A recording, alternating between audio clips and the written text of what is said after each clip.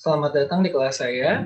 Pada kesempatan kali ini kita akan mempelajari tentang pengantar pengendalian vektor. Ya, jadi kalau sebelumnya Anda sudah mempelajari mengenai pengelolaan sampah serta serba-serbi dari pengelolaan sampah, mulai dari jenisnya, hierarkinya, caranya, dan lain-lain, maka satu LTS ini akan Anda pelajari adalah mengenai pengendalian vektor. Artinya nanti akan mempelajari vektor apa saja yang ada di dalam perkuliahan, kemudian apa saja cara mengendalikannya, apa saja dampaknya bagi kesehatan, bagaimana mekanismenya menyebabkan gangguan kesehatan, dan lain-lain. Oke, dari pertemuan ini yang mungkin bisa menjadi referensi adalah Peraturan Menteri Kesehatan Republik Indonesia nomor 374 garis miring Menkes garis miring PER garis miring 3 garis miring 2010. Bagi Anda yang juga mempunyai buku referensi, ya bagus ya, berarti akan lebih maksimal lagi. Nah, namun bagi yang tidak memiliki buku referensi, silahkan merujuk saja pada landasan yang tertera pada slide ini. Oke, yang pertama kita masuk secara urgensi dulu, atau apa pentingnya pengendalian vektor. Kenapa mesti kita pelajari, kenapa mesti kita telaah gitu. Kenapa orang-orang harus tahu gitu ya.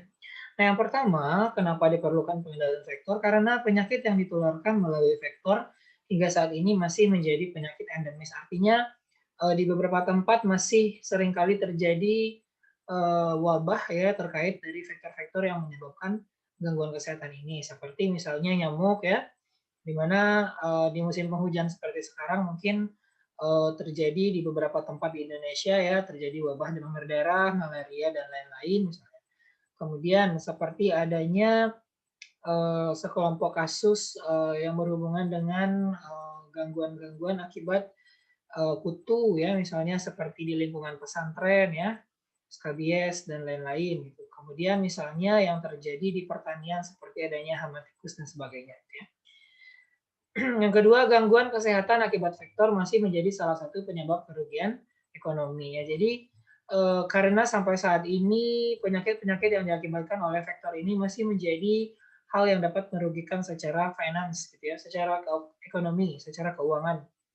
Mulai dari pengobatannya, kemudian perawatannya ya dan lain-lain. Jadi itu masih menjadi masalah ekonomi. Jadi yang pertama dari penyakitnya, yang kedua dari sisi ekonomi. Kemudian yang ketiga, perkembangbiakan vektor yang tidak terkendali dapat mengganggu berbagai aspek kehidupan. Yang ketiga dari vektornya. Ya, jadi kalau vektornya tidak dikendalikan, maka akan terjadi perkembangbiakan yang banyak gitu ya, yang pesat dalam jumlah yang banyak, artinya ledakan populasi ya dari si vektor ini. Dan itu tentu saja nanti akan dapat mengganggu berbagai aspek kehidupan, tidak hanya ekonomi dan kesehatan gitu ya, tapi juga seperti berkurangnya hewan-hewan tertentu ya karena mungkin faktor ini adalah musuh alaminya, kemudian misalnya bertambah banyak yang penyakit ya, kemudian terganggunya hubungan apa antara sesama manusia misalnya kayak karena dia udah terkena penyakit itu orang jadi tidak mau berinteraksi dan semacamnya ya. Oke. Yang selanjutnya kita masuk pada definisi dari pengendalian vektor ya. Yang kalau vektor mungkin Anda sudah tahu ya dalam perkuliahan sebelumnya mungkin sudah dipelajari, tapi mungkin kita ulang-ulang sedikit lagi. Vektor adalah hewan yang dapat menularkan, memindahkan, dan atau menjadi sumber penular penyakit terhadap manusia. Jadi vektornya kita persingkat, apa kita sempitkan ya, cakupannya dalam hal ini adalah hewan. Jadi vektor itu mungkin dalam bayangan saudara ya ada banyak ya, cuman yang dalam pelajaran kita ini adalah khususnya adalah hewan-hewan yang kecil ukurannya gitu ya. Kemudian yang kedua, pengendalian vektor adalah semua kegiatan atau tindakan yang ditunjukkan untuk menurunkan populasi vektor serendah mungkin sehingga penularan penyakit akibat vektor tersebut dapat dicegah. Jadi artinya pemutusan mata rantai gitu ya, sehingga penularannya tidak berlanjut atau tidak dapat bertambah banyak. Jadi segala upaya, semua tindakan, semua kegiatan yang tujuannya untuk menurunkan populasi vektor itu yang disebut dengan pengendalian vektor. Nah, kemudian pengendalian ada lagi nih istilahnya PVT ya, pengendalian vektor terpadu. Ya, ini adalah suatu pendekatan yang digunakan untuk yang menggunakan kombinasi beberapa metode pengendalian vektor. Artinya mungkin misalnya dia tidak hanya membunuh vektornya, tapi juga memperbaiki lingkungannya, ya, meningkatkan kualitas SDM-nya dan lain-lain. Pokoknya dia sekelompok cara ya dengan melibatkan sekelompok metode.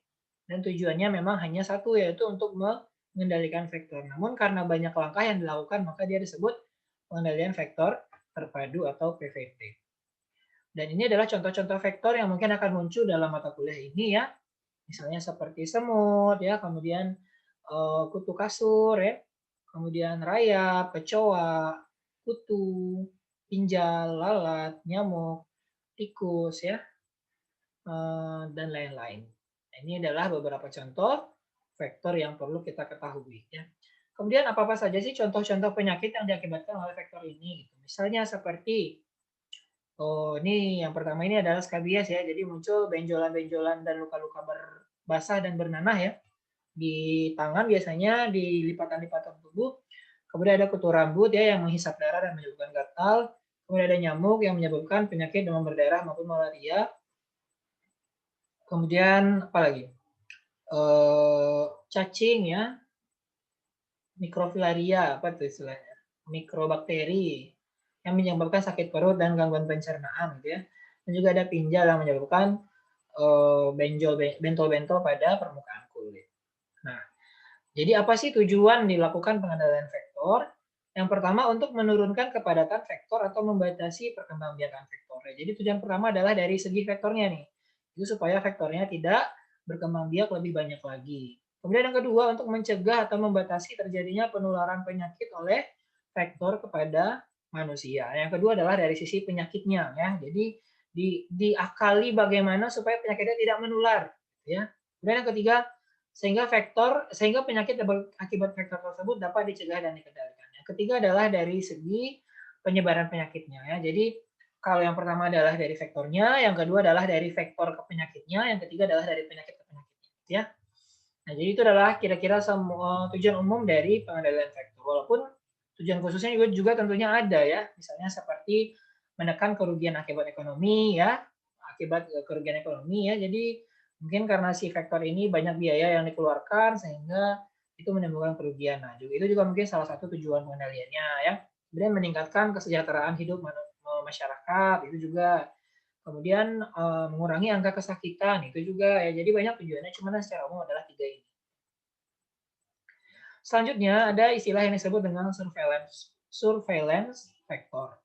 Nah, apa itu surveillance vector? Itu suatu pengamatan vektor secara sistematis dan terus-menerus dalam hal kemampuannya sebagai penular penyakit. Nah, jadi itu adalah suatu surveillance ini mungkin Anda sudah tidak asing ya dengan istilah surveillance. Itu adalah pengamatan secara sistematis dan terus-menerus ya. Dalam kalau yang vektor ini berarti dalam hal kemampuannya sebagai penular penyakit. Jadi dilakukanlah pengamatan observasi kecil-kecilan ya, pengamatan penelitian kecil-kecilan itu khusus untuk vektor. Yang tujuannya adalah untuk dasar memahami dinamika penularan penyakit dan upaya pengendaliannya. Jadi setelah kita mengetahui mengenai vektor itu, bagaimana perilaku hidupnya, bagaimana cara perkembangbiakannya, dari mana sumbernya, bagaimana dia menularkan penyakit tertentu, maka kita nantinya akan dapat memahami dinamikanya tuh. Kita akan dapat mengetahui bagaimana proses penularannya. Dan kita jadinya dapat mengetahui bagaimana dia dapat menyebabkan penyakit pada manusia. Sehingga kita jadi lebih tahu bagaimana upaya mengendalikannya yang lebih tepat dan lebih akurat seperti itu. Dan di sini tadi muncul kata dinamika penularan penyakit ya. Jadi itu adalah sebuah idiom, sebuah istilah ya untuk perjalanan alamiah penyakit yang ditularkan oleh vektor dan faktor-faktor yang mempengaruhi penularan penyakit tersebut. Meliputi dari inangnya, kemudian bagaimana perilaku masyarakat, bagaimana perilaku agennya, bagaimana lingkungannya, dan lain-lain ya. Itu adalah suatu konsep yang dapat menggambarkan bagaimana perjalanan ilmiah sebuah penyakit mulai dari dia tidak terjadi sampai terjadi ya. Mulai dari dia di dalam badan vektor sampai dia di dalam badan manusia. Nah, itu bagaimana? Itu dia maksudnya ya. Nah, lanjut upaya pengendalian vektor itu sendiri terbagi menjadi 3 ya. Ada upaya fisik, ada upaya kimiawi, ada upaya biologi. Upaya fisik ya tentu saja upaya yang dilakukan yang melibatkan fisik ya, yang melibatkan mekanisme fisik pokoknya. Misalnya merusak sarang vektor ya, dengan misalnya kayak dihancurkan sarang vektornya, dibakar ya, ditimbun, dihancurkan, di apa lagi? Disemprot dengan, oh bukan itu kimia ya. Pokoknya fisik lah pokoknya ya. Ditepuk ya, diratakan dan semacamnya, dipanaskan dan semacamnya. Yang kedua adalah di kimia, secara upaya pengendalian vektor secara kimiawi, yaitu dengan melibatkan zat-zat kimia ya untuk memberantas atau mengendalikan si vektor ini ya. Contohnya adalah menggunakan pestisida, di mana pestisida itu adalah zat kimia ya, terkandung zat kimia di dalamnya gitu, yang berfungsi untuk mengendalikan si vektor. Yang ketiga adalah upaya pengendalian vektor secara biologi, artinya dia memanfaatkan bio ya, hidup, jadi memanfaatkan makhluk hidup lainnya untuk melakukan pengendalian vektor ini. Contohnya adalah dengan menggunakan predator alami atau musuh alami dari si vektor itu sendiri. Oke, selanjutnya kita masuk pada upaya pengendalian fisik. Jadi tadi kita sudah tahu ada upaya pengendalian fisik, ada upaya pengendalian kimia, ada upaya pengendalian biologi. Nah, yang pertama kita masuk pada upaya pengendalian fisik, yaitu pengendalian vektor yang dilakukan secara manual ya. Artinya ada tindakan fisik yang terlibat di sana.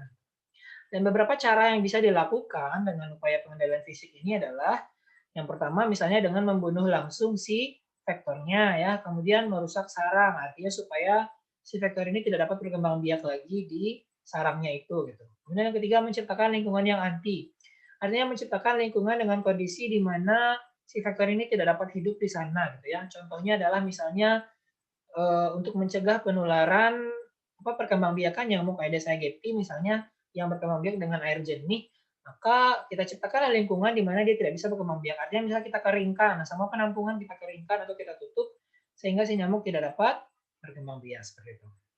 Atau misalnya kecoa ya, dia suka lingkungan yang kotor. Artinya kalau kita mau melakukan upaya pengendalian fisik dengan cara menciptakan lingkungan yang anti, berarti ya kita bersihkan ya. Kita ciptakan lingkungan yang bersih sehingga si kecoa tidak dapat hidup di sana. Tidak dapat berkembang biak di sana. Kemudian cara selanjutnya yang dapat dilakukan adalah dengan penimbunan atau dengan pengeringan. Ya, artinya dengan ditimbun berarti maka si vektor tidak dapat berkembang biak lagi di sana. Atau dengan pengeringan, misalnya ya maka si vektor tidak dapat juga hidup di sana dan berkembang biak di sana. Kemudian dengan memanfaatkan alat-alat perusak atau pembuat lumpuh ya. Jadi dengan melibatkan alat tertentu seperti pangkul ya, cangkul, kemudian apalagi pisau ya, linggis dan semacamnya. Jadi ada alat-alat yang digunakan untuk merusak atau membuat lumpuh vektor itu ataupun sarangnya ya. Yang kedua adalah upaya pengendalian secara kimia. Ya seperti namanya ya, berarti akan ada zat kimia yang terlibat dalam upaya pengendalian ini. Nah,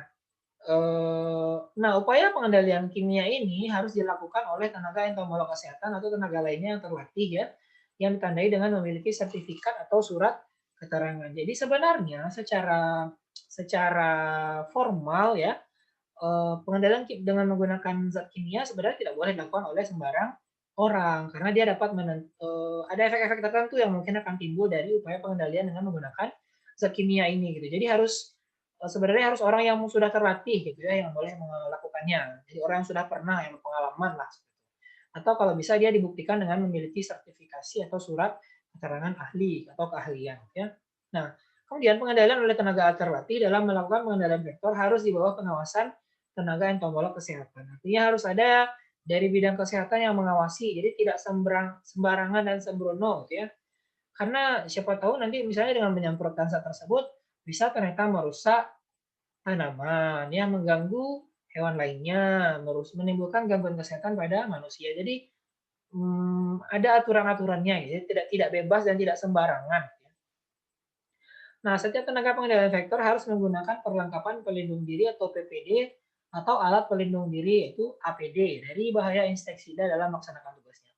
Nah, jika dia menggunakan insektisida, maka walaupun mungkin yang melakukannya bukan orang yang bersertifikasi ya, maka dia tetap harus menggunakan PPD atau APD untuk menjaga paparan dari zat kimia dari insektisida itu kepada dirinya.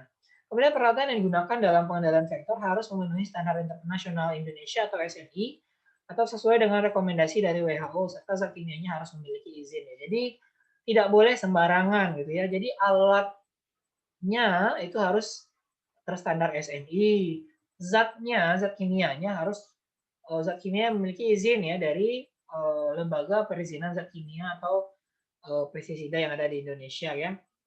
Jadi aman secara pertanian, aman secara kesehatan ya, aman secara lingkungan dan lain-lain. Ini adalah contoh pestisida ya yang Anda sering mungkin lihat di lingkungan sehari-hari ya atau di rumah tetangga atau di mana gitu ya. Nah, ini adalah pestisida. Jadi pestisida adalah semua bahan kimia yang digunakan dalam rumah tangga sehari-hari untuk mencegah gangguan serangga di pemukiman. Ini tidak hanya serangga ya sebenarnya, untuk makhluk hidup yang mengganggu ya, maaf ini tipu. Jadi untuk makhluk hidup yang mengganggu, ini tidak hanya serangga, bisa juga dia, nah ini dia nih, jenis-jenis pestisida. Ada insektisida. Oke, kalau insektisida berarti benar itu serangga. Ada lagi fungisida, maka itu bukan serangga tuh. Nah, fungisida adalah pestisida yang diperuntukkan untuk jamur ya. Kemudian ada herbisida ya, ini untuk rumput-rumput, gulma ya dan semacamnya. Ada larvasida ya, ini pestisida untuk larva atau ulat. Kemudian ada rodentisida, rodent apa tuh?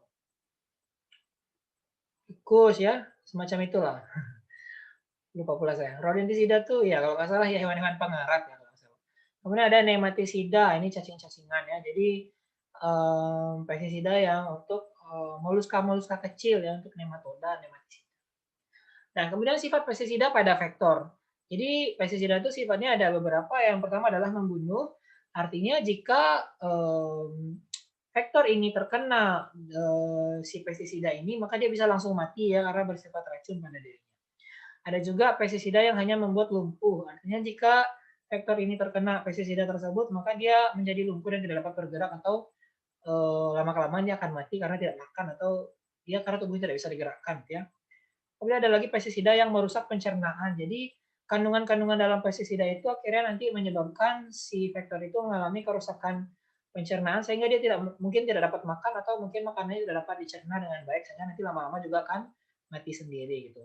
Contohnya adalah merusak metabolisme. Artinya nanti akibat adanya kandungan-kandungan tertentu di dalam zat pestisida, maka si vektor akan mengalami kehilangan kemampuan untuk melakukan metabolisme tertentu. Misalnya seperti terganggu sistem pernafasannya, ya, terganggu sistem pencernaannya, terganggu sistem geraknya, dan lain-lain.